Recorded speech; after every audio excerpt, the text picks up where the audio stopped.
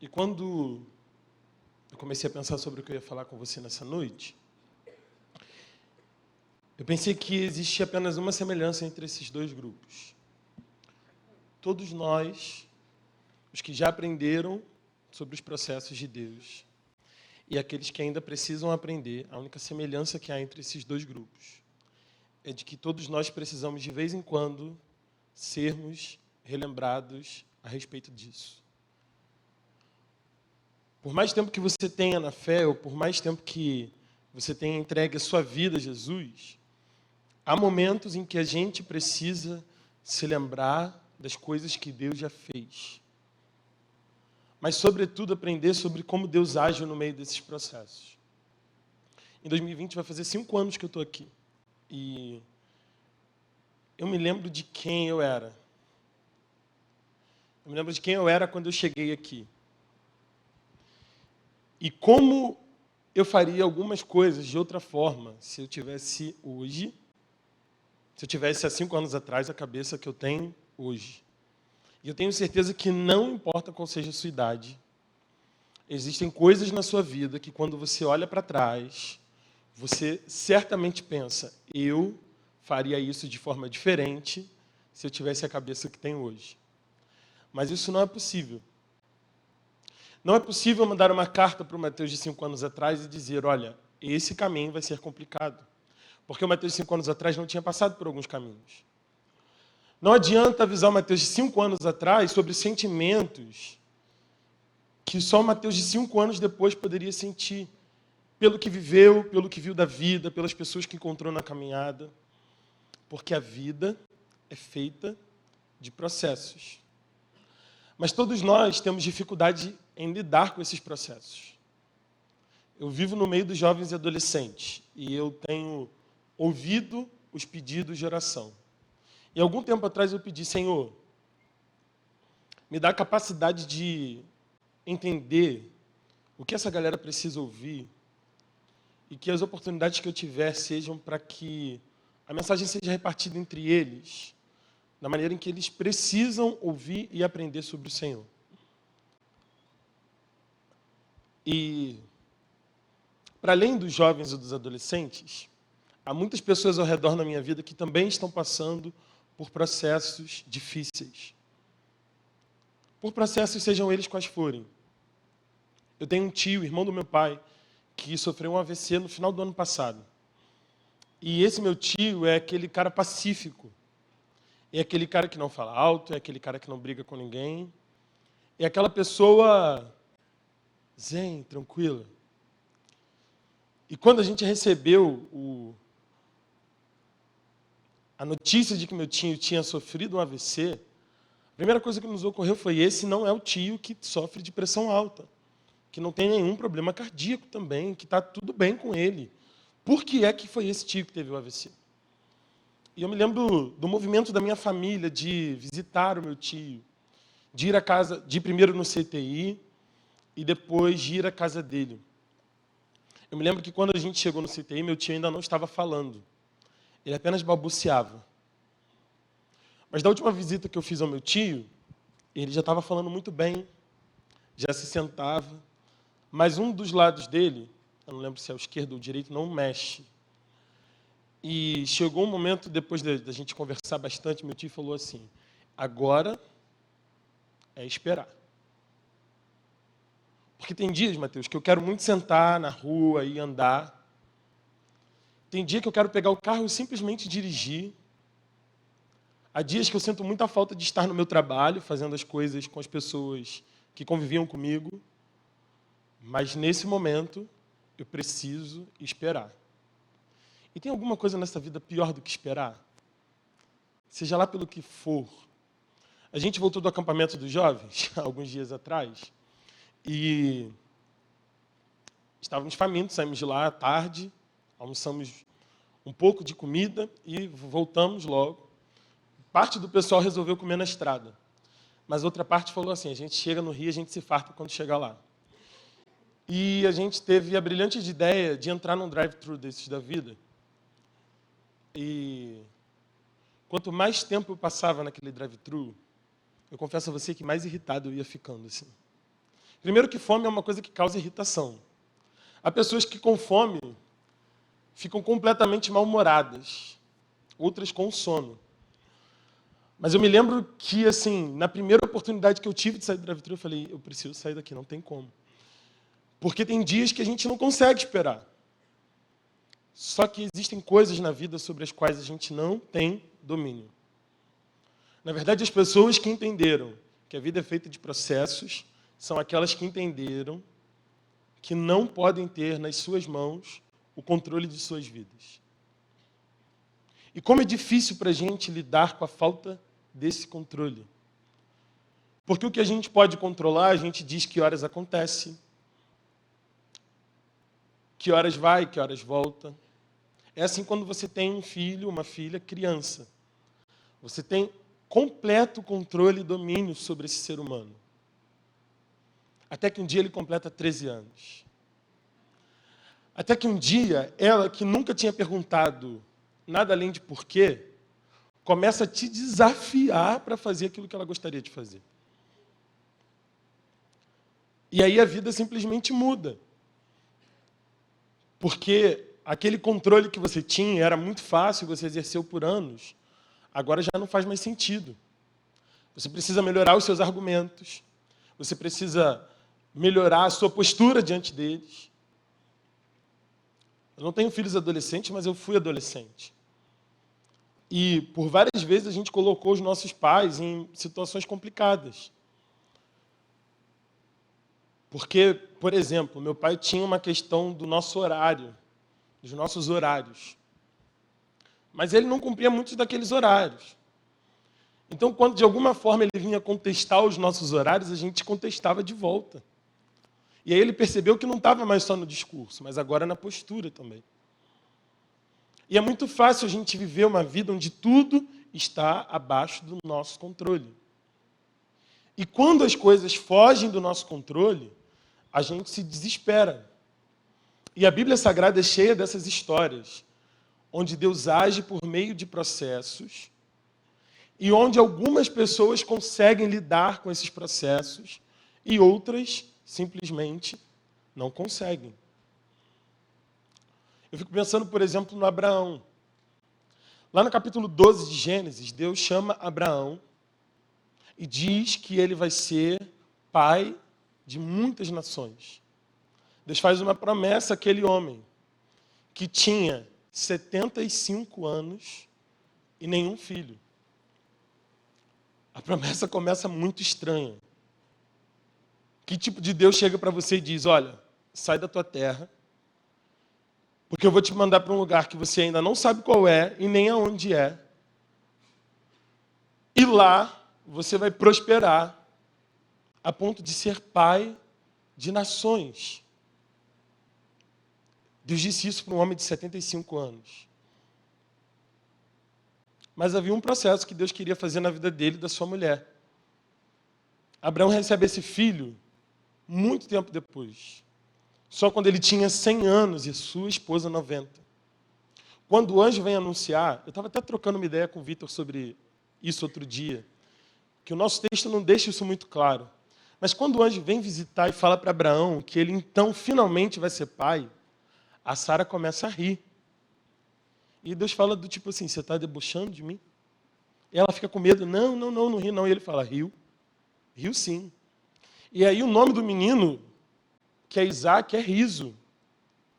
E parece que tem uma conotação de alegria, mas tem uma conotação muito irônica de tudo que aconteceu. Porque, na verdade, aquela mãe não cria mais que ela poderia vir a ser mãe. Porque, pelos processos naturais da vida dela, ela já era velha. Ela já estava impossibilitada de ter filhos. Mas Deus quis agir na vida daquela mulher naquele tempo. E quantos anos eles esperaram por esse processo?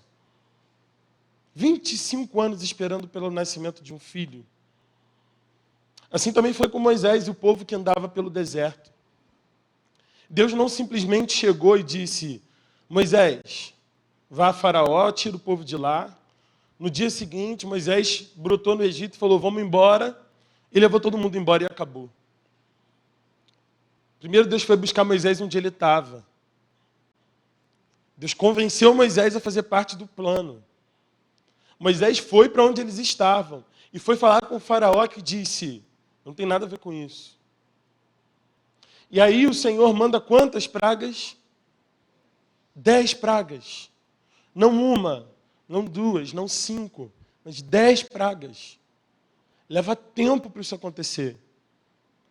E aí, finalmente, esse povo é liberto e vai para o deserto, onde o Senhor quer uma festa desse povo. Mas no meio do caminho, eles dão de cara com o mar. E é muito doido porque o que o texto diz... O pessoal dos jovens sabe que eu tenho uma predileção por essas histórias. Eu adoro as histórias do povo no deserto. Mas o que a história diz é que aqueles homens e aquelas mulheres que lá estavam disseram o seguinte a Moisés: foi por falta de túmulo no Egito que você trouxe a gente para cá para morrer? O que você fez conosco tirando a gente de lá, Moisés? Pensa nisso. Moisés estava lá apacentando as suas ovelhas, vivendo nas terras do seu sogro Jetro, até que eles são retirados de onde estão. Moisés volta para o Egito para enfrentar um monte de coisas do seu passado. Ele chega lá e fica nessa briga com o faraó, que finalmente libera o povo para ir, porque eles têm uma promessa de Deus de uma terra que manava leite e mel, e quando eles chegam diante do mar, o povo se vira para Moisés e diz: você trouxe a gente aqui para matar a gente no deserto? Não era melhor a gente ser escravo no Egito? Porque a percepção de processo do povo ainda não estava pronta. Mas havia algo que Deus queria fazer no meio desse processo com eles. Quer ver uma outra coisa que eu acho muito doida? É Josué para derrubar as muralhas de Jericó. A gente aprende isso criança, depois a gente não conversa mais sobre umas histórias, né? Talvez você tenha ouvido dessas histórias a última vez lá na EBD infantil. Mas você se lembra da história de Josué com o povo em Jericó? Eles vão dominar a cidade. Eles mandam os espias com Raabe.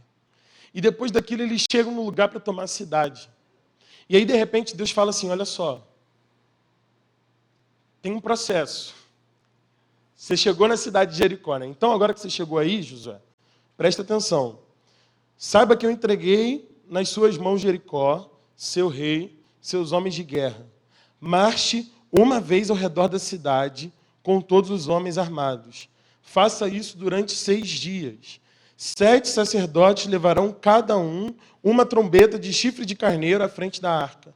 No 7º dia, marchem todos 7 vezes ao redor da cidade e os sacerdotes troquem as trombetas.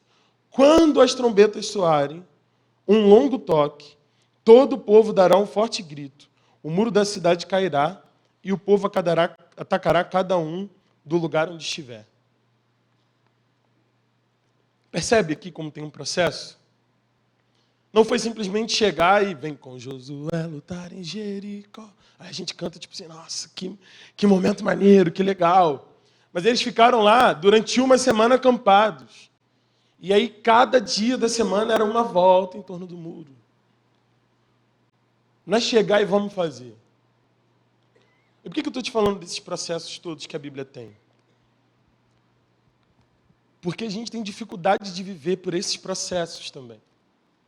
A gente tem dificuldade de enxergar o que Deus fez no meio do seu povo e entender que as coisas também vão funcionar no tempo de Deus e no processo de Deus. A gente canta que confia no Senhor, que a gente espera em Deus, mas quando a gente está em meio a processos difíceis, a gente se desespera. E é como se a gente esquecesse do que tinha acontecido com esse povo no passado.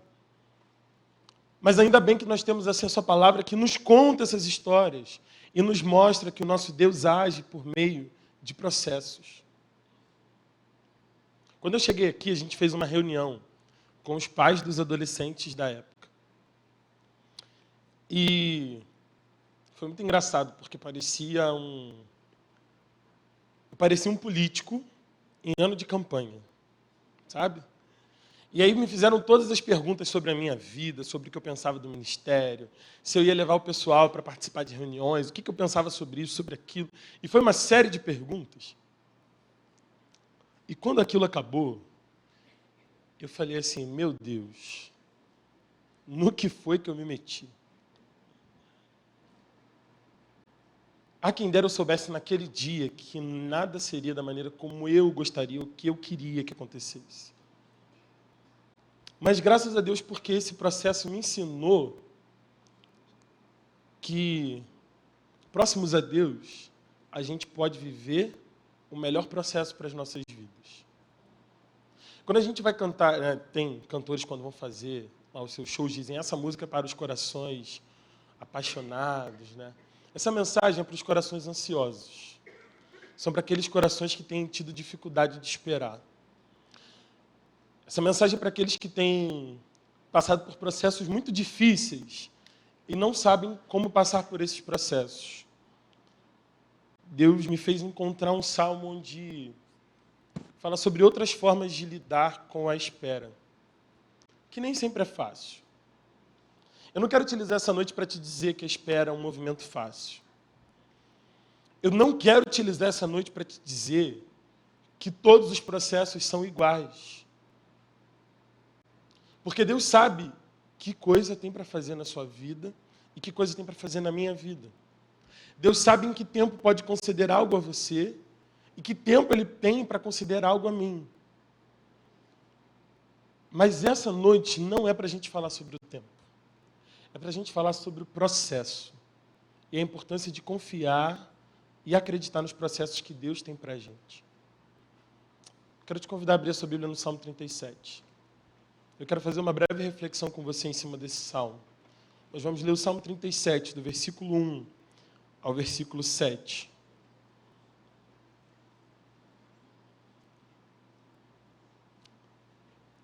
E eu quero observar algumas coisas aqui com você que o salmista nos adverte a pensarmos e refletirmos.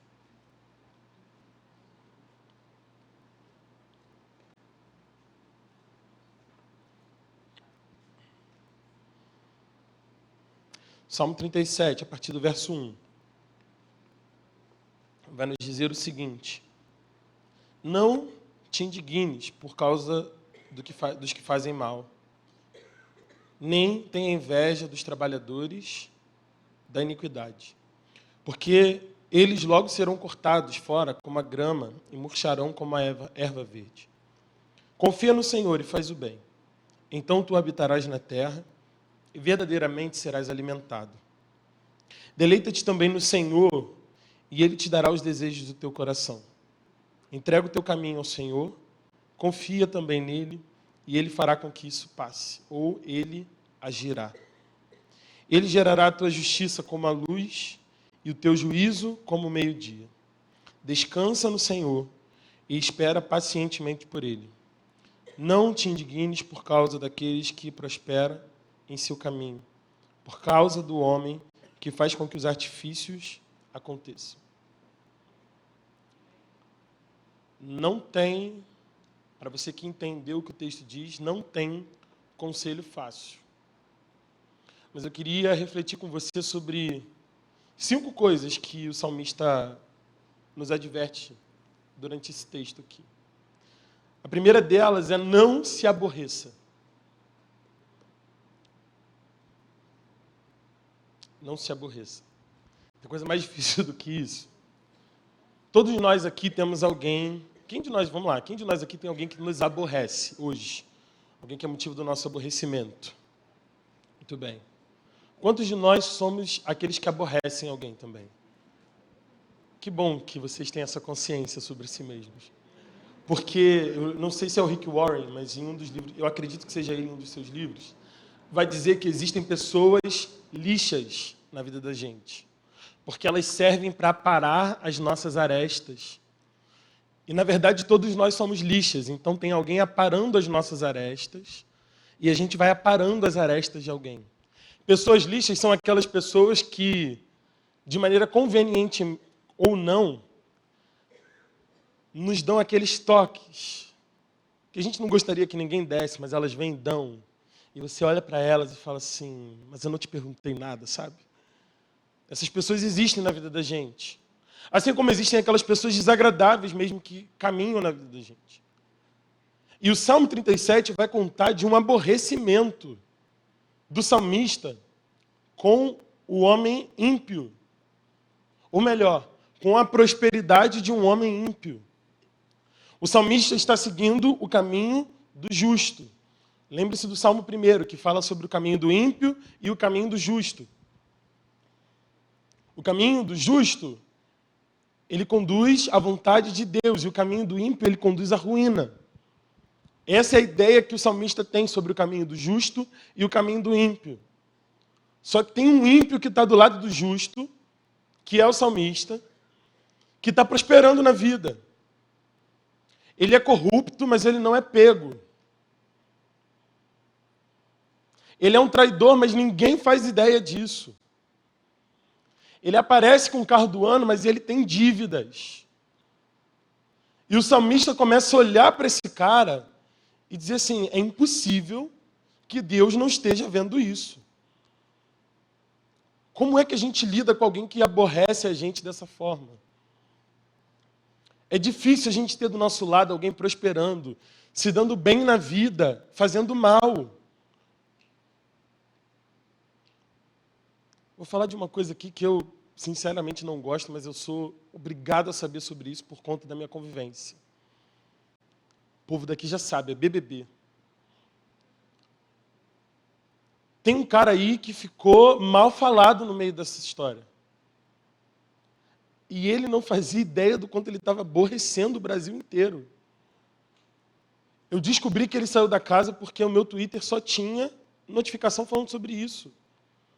Do quanto ele tinha aborrecido todo mundo por conta da postura que ele tomou dentro da casa fazendo alguma coisa. Eu sei o que é a coisa, não vou falar sobre isso.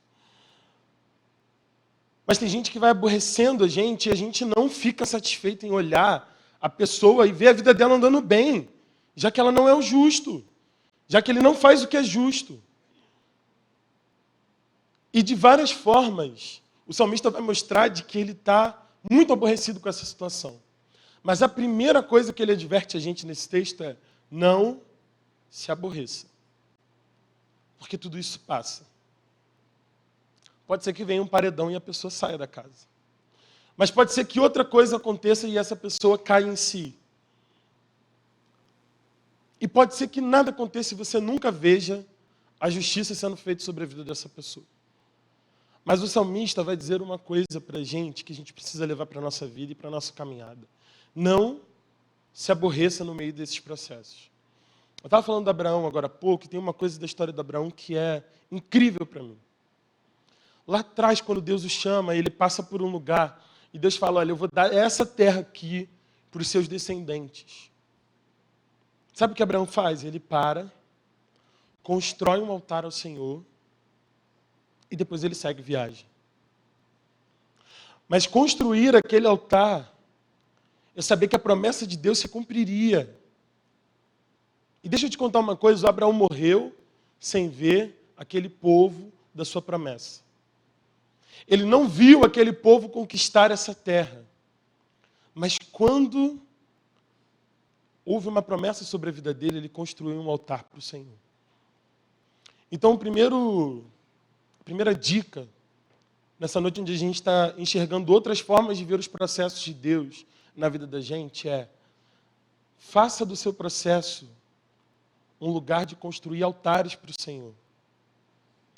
Use esse tempo onde você está esperando para conhecer gente que está perto de você, para aproveitar o que dá para aproveitar. Sabe por quê? Tem dia que é difícil mesmo da gente continuar. Tem dia que a gente sai de casa e a gente se sente sem um motivo para sorrir. Mas isso não faz o processo passar. Ficar com um grande bico não resolve os nossos problemas. Mas quando a gente decide não se aborrecer, a gente é capaz de, no meio desses processos, construir altares e marcos para o Senhor. O Salmo 40 vai dizer: esperei confiantemente no Senhor, Ele se inclinou para mim e ouviu o meu clamor. Quando a gente espera sem se aborrecer, A gente deixa as coisas da vida passarem e quando elas finalmente acontecem, a gente só tem motivos para celebrar. Porque a gente não passou o nosso tempo se aborrecendo, mas crendo num Deus que pode fazer todas as coisas. A segunda coisa que ele fala, no versículo 3, confia no Senhor. Os que confiam no Senhor são como os montes de Sião, que não se abalam, mas permanecem para sempre. Nós fomos chamados para viver por uma confiança que não pode ser abalada. O salmista que fez o salmo diz que os montes de Sião não são abalados. Eles são firmes. Ainda que haja um terremoto, ainda que as coisas se abalem, ainda que hajam quaisquer coisas no país, os montes continuarão firmes naquele lugar. E ele compara a firmeza do Monte Santo de Sião com a confiança daqueles que acreditam em Deus o Senhor. É difícil confiar em alguns momentos da vida da gente, sabe? Mas nós fomos chamados para confiar de forma inabalável. Nós fomos chamados para viver uma vida que se baseia na confiança nesse Deus. Isso me faz lembrar também dos discípulos. Jesus deitado à popa e eles estão no barco e de repente começa a chover. Uma forte tempestade. Hoje o trio cantou de manhã aqui sobre essa passagem, cantando Sossegai para a gente aqui de manhã. E como deve ter sido essa situação? Todo mundo no meio do mar, aquela chuva forte, e de repente eles acordam o Senhor, você não se importa que a gente morra aqui? E Jesus levanta e pede para o mar, silêncio, sossegue, fique tranquilo. E o mar se sossegue e ele vira para eles e fala, o que é que aconteceu aqui? Vocês não viram que eu estava aqui dormindo? Do tipo, eu estou no barco e vocês vão ficar com medo? É tempo na vida da gente saber quem é o nosso Deus. A nossa dificuldade de confiar em Deus está na nossa falta de relacionamento com Ele. Quando você convive com alguém, você aprende a confiar nessa pessoa. Eu, por algumas vezes, já morei em lugares fora da casa dos meus pais. E não tem contrato. Você não precisa dizer nada. Ou você confia, ou você não confia.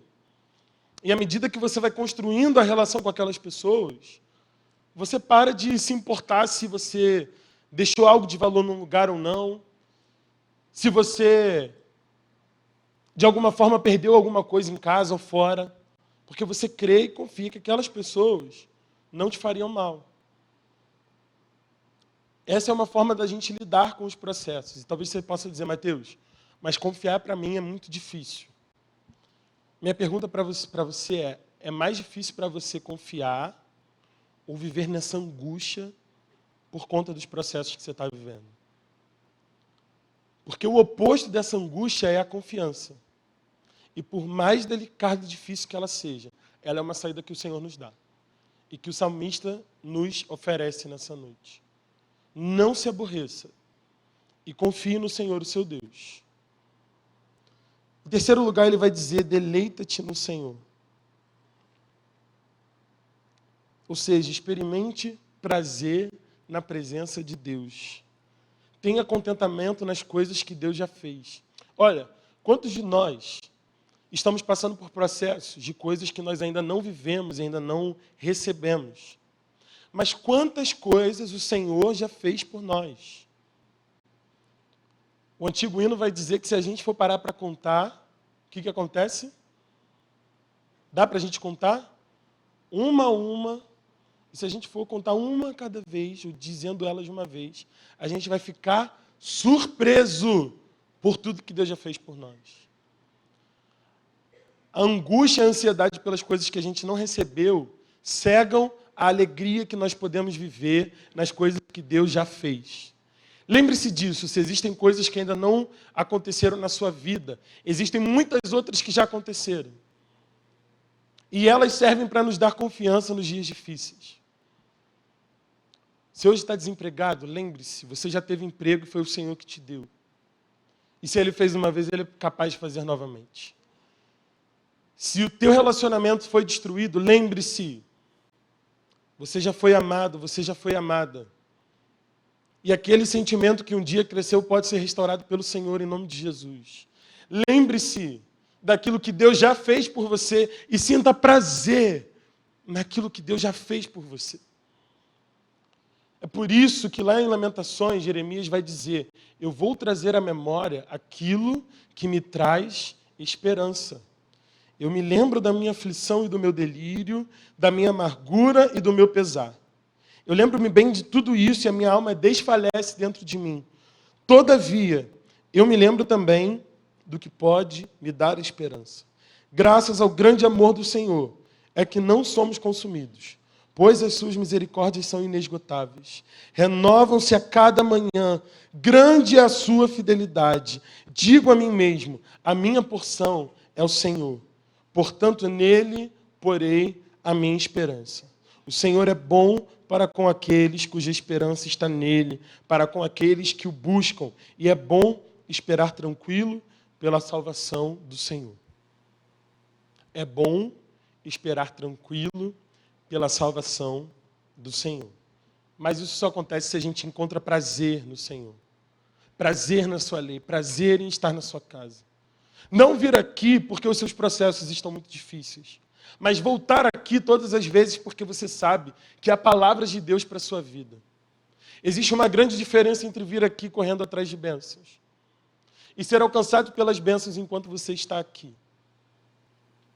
Se o teu desejo foi vir aqui nessa noite, simplesmente porque você quer que alguma coisa mude na sua vida, olha, Deus tem poder para fazer isso.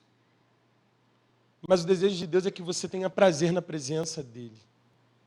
Que você tenha prazer na palavra dEle. Que você tenha prazer na convivência dessa comunhão.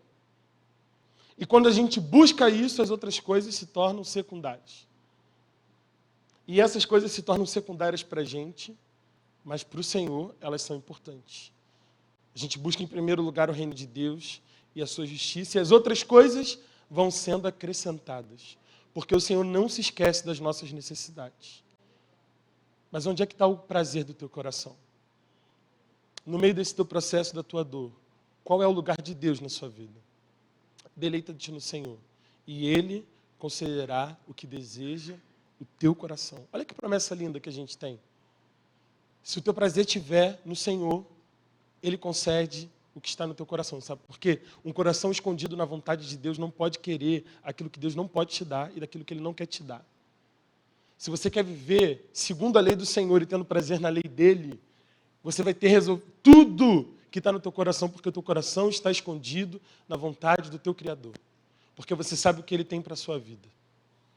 Portanto, não se aborreça. Portanto, confie. Portanto, tenha prazer, deleita-te no Senhor, para Ele conceder o que está no seu coração. Em quarto lugar, entregue o seu caminho ao Senhor. A gente ama repetir isso. A gente ama dizer, entrega o teu caminho ao Senhor, confia nele, Ele tudo fará. A gente gosta de dizer isso. Esse salmo está decorado no nosso coração. Mas olha, entregar também nem sempre é fácil. E existe uma grande diferença entre confiar e entregar. Você quer ver um exemplo disso? Eu confio que o Pedro, que está aqui, possa subir e tocar guitarra, porque eu sei que ele toca guitarra. Eu confio no Pedro. Mas embora eu saiba que o Pedro dirija, eu não confio de deixar a chave do meu carro na mão do Pedro. Existe uma grande diferença entre confiar, que ele sabe, e entregar a chave do meu carro e dizer, Pedro, vai lá e dirige. Quem sabe um dia, bacana? Quem sabe um dia? Existe uma grande diferença entre confiar e entregar. Porque confiar é saber que Deus faz. Mas entregar é abrir mão de fazer para que Ele faça. É você deixar que Ele conduza os seus caminhos. E quando Deus conduz os nossos caminhos, é do jeito dEle. E a gente gosta de fazer os nossos caminhos.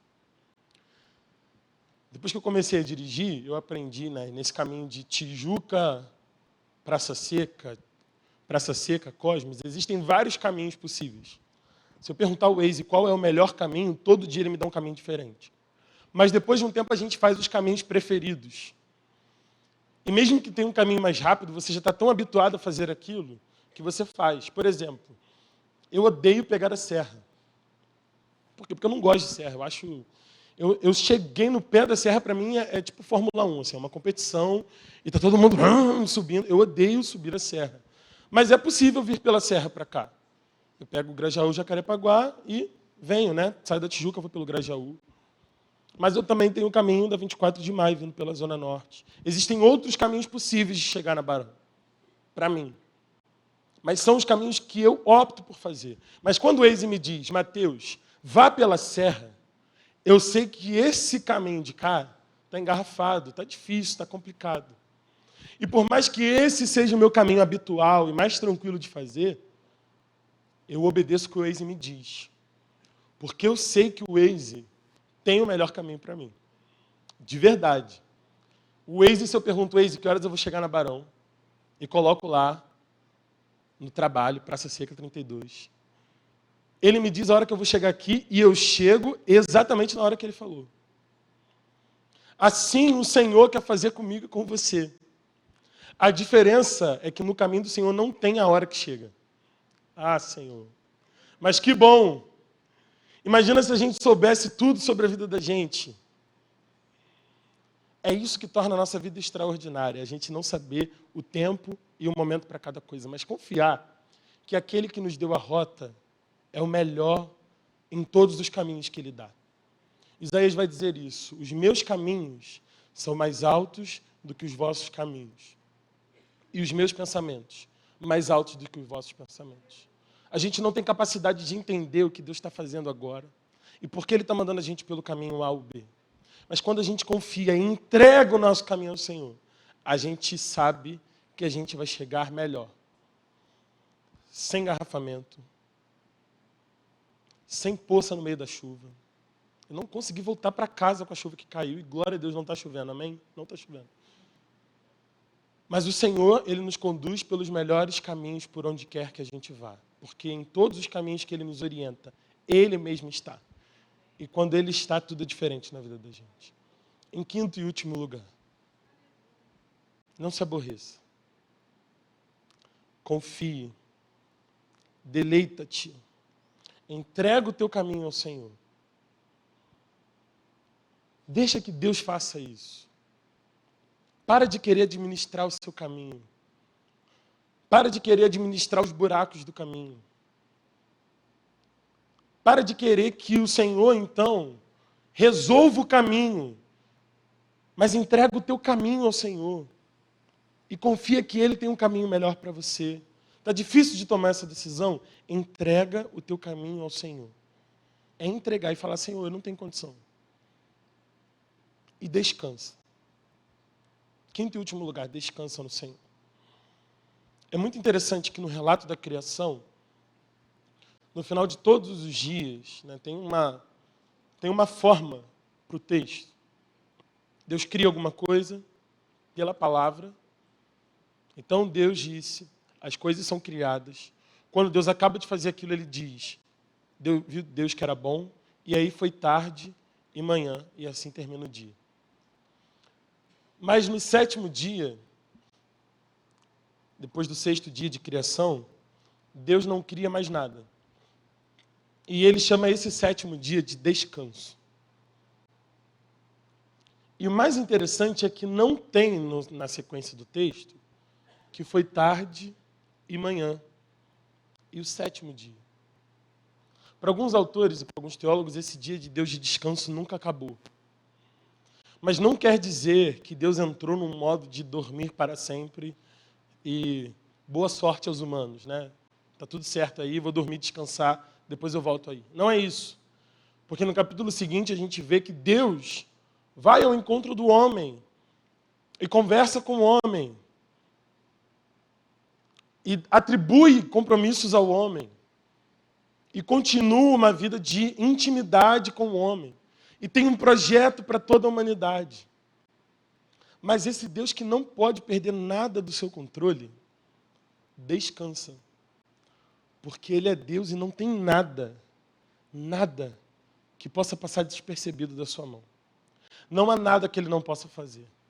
Não há nada que ele não possa mudar. Não há nada que ele não possa fazer diferente. Então ele descansa. Porque ele está tranquilo. E esse é o convite final do salmista para mim e para você. Descanse. Eu quero fazer aqui um rápido elogio ao descanso. Esse descanso que o nosso pastor está tirando agora.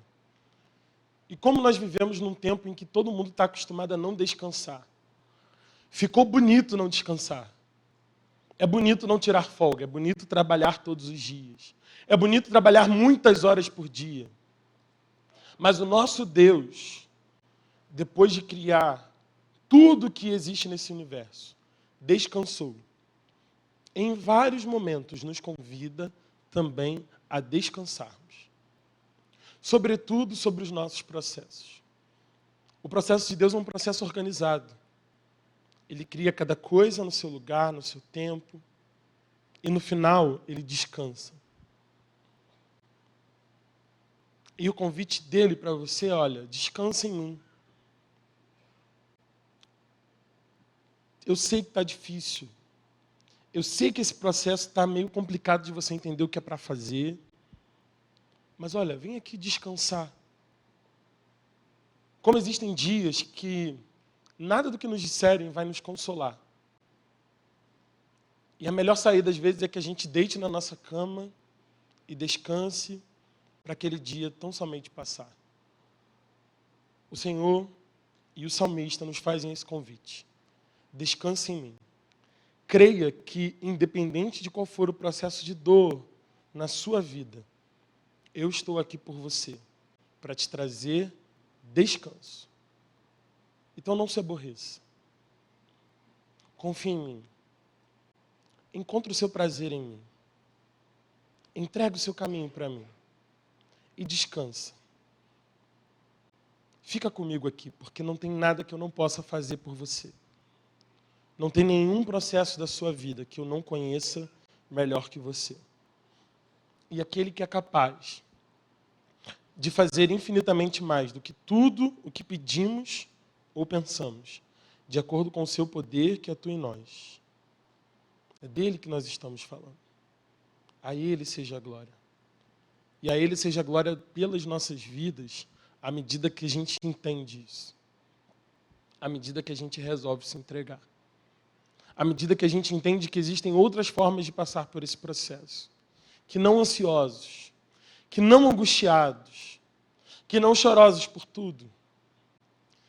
Existem outras formas de lidar com processos difíceis que não sempre mal-humorados, que não sempre bravos com as situações, mas entendendo o que o salmista falou, entendendo que existe um Deus que cuida de nós e nos convida ao seu descanso, porque quando descansamos nele, encontramos paz. Eu quero orar com você nessa noite. Quero te convidar a curvar as suas cabeças, fechar os seus olhos. E eu queria te convidar a se colocar nesse processo de descanso. Queria te convidar a colocar o teu coração diante do Senhor e falar das tuas necessidades. Eu conheço alguns processos, mas eu não conheço todos os processos aqui. Mas o Senhor sabe o que você tem vivido, o que você tem passado. E Ele quer trazer descanso para o teu coração. E talvez nessa noite você entenda ou tenha entendido que é noite de entregar o teu caminho ao Senhor. E confiar nele de uma vez por todas. Sabendo que dele é o querer e o efetuar da vida da gente. E sabendo que quando entregamos as nossas vidas a Ele, Ele faz infinitamente mais do que nós pedimos ou pensamos. Esse é um momento para os corações ansiosos. Para aqueles que estão aguardando, mas sabem que precisam melhorar a sua confiança em Deus, que precisam encontrar prazer no meio das dores. Aqueles que não querem ter uma espera irritadiça, mas querem viver felizes no meio do processo. Aqueles que precisam de descanso. A gente vai cantar. E eu quero convidar você a sair do seu lugar e vir aqui à frente para a gente orar junto. Só você sabe que processo você está vivendo. Só você sabe o que está acontecendo na sua casa, no seu trabalho, aí no seu coração. E não tem nada de místico aqui na frente. Estou te convidando a vir para cá porque são nesses momentos de dores que a gente precisa se abraçar, que a gente precisa orar uns pelos outros. Então talvez você venha aqui na frente para orar junto com alguém. Talvez você venha aqui na frente porque existe uma ansiedade específica. Um filho, uma filha. Talvez o seu marido, a sua esposa, a sua família. A sua relação com as pessoas da sua casa, a relação com as pessoas do seu trabalho. A tua relação com as pessoas aqui na igreja, com algum ministério. Com uma prova que você não passou, que você gostaria de ter passado. Deus sabe qual é o teu processo. E Ele te convida nessa noite a descansar nos braços dEle.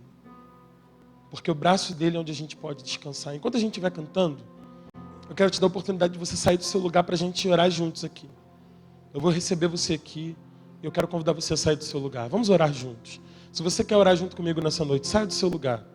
Vem aqui em ato de entregar o teu caminho ao Senhor e confiar que nele tudo pode acontecer, porque Ele pode todas as coisas.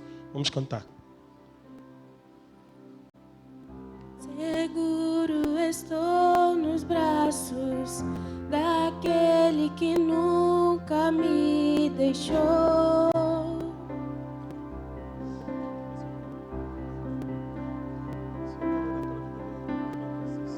Seu amor perfeito sempre esteve repousado em mim.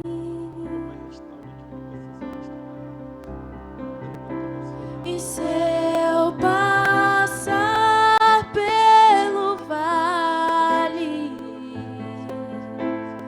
acharei conforto em teu amor, pois eu sei que és aquele que me guarda, me guarda.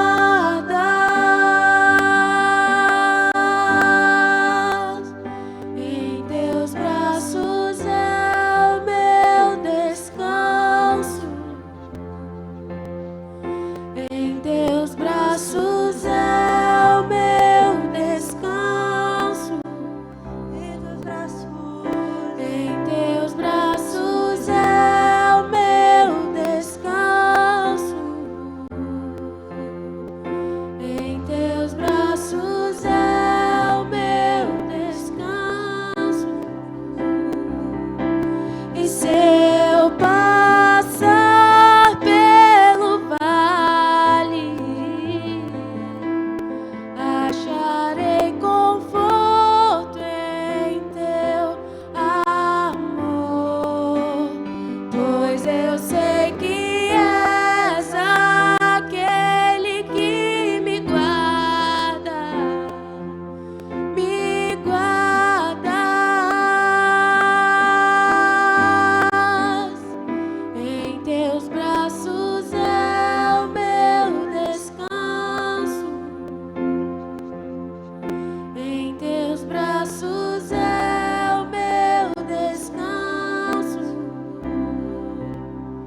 Em teus braços é o meu descanso. Em teus braços é o meu descanso.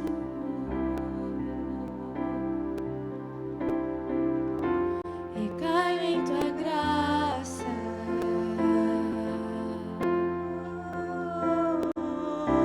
E caio de novo em tuas mãos. E caio em tua graça.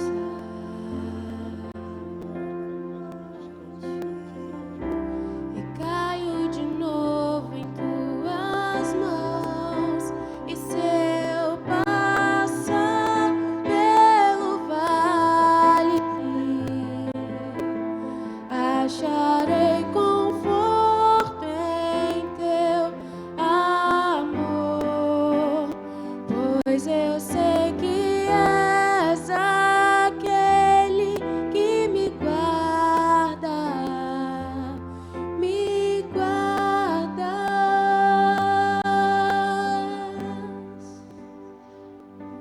Senhor, queremos nos encontrar no Teu descanso. Queremos nos colocar em Teus braços. Recair em Tua graça e novamente em Tuas mãos. Porque ainda que a gente passe pelo vale da sombra da morte, nós não vamos temer mal algum. Tu estás conosco. E é o Senhor que cuida dos nossos processos de vida. E é por isso que a gente ora ao Senhor, por favor, nos ajude. Nos ajude a não andarmos aborrecidos por aí. Mas nos ajude a nos deleitarmos na Tua presença. A nos alegrarmos em Ti e nas coisas do Senhor. A cada dia, Senhor, cuida da nossa confiança. E permite que possamos confiar, ó Pai, a cada dia no Senhor. Mais e mais. De forma a não duvidar, ó Pai, das Tuas belezas na nossa vida. Queremos, ó Pai, entregar os nossos caminhos ao Senhor nessa noite. O Senhor conhece cada coração aqui no Teu altar. O Senhor sabe o que cada um desses meus irmãos está vivendo, está sentindo, está pensando. Eu queria ter tido o tempo de orar por cada um, Senhor, mas o Senhor conhece cada coração. O Senhor conhece cada necessidade. Nós queremos nessa noite entregar os nossos caminhos ao Senhor. Queremos colocar a nossa vida diante de Ti. Queremos nos colocar mais uma vez no Teu altar. E pedir que o Senhor faça como diz a Tua palavra em Isaías. Nos leve pelos Teus caminhos que são mais altos. E nos dá os Teus pensamentos. Substitui pelos nossos pensamentos, pelos nossos ideais, pelas nossas vontades. Faz a Tua vontade em nossas vidas. E nos ajude a descansar em Ti. Queremos passar pelos nossos processos de outra forma. Não somente essa semana, mas ao longo de toda a nossa vida. E pedimos que esse salmo fique gravado no nosso coração. Assim como a certeza de que Tu estás conosco. A Tua vara e o Teu cajado nos consolam. Obrigado porque Tu és esse bom pastor. Que cuida e que abençoa nossas vidas a cada dia. Nós nos despedimos aqui no Teu descanso. E colocamos as nossas vidas em Tuas mãos. Em nome de Jesus. Amém.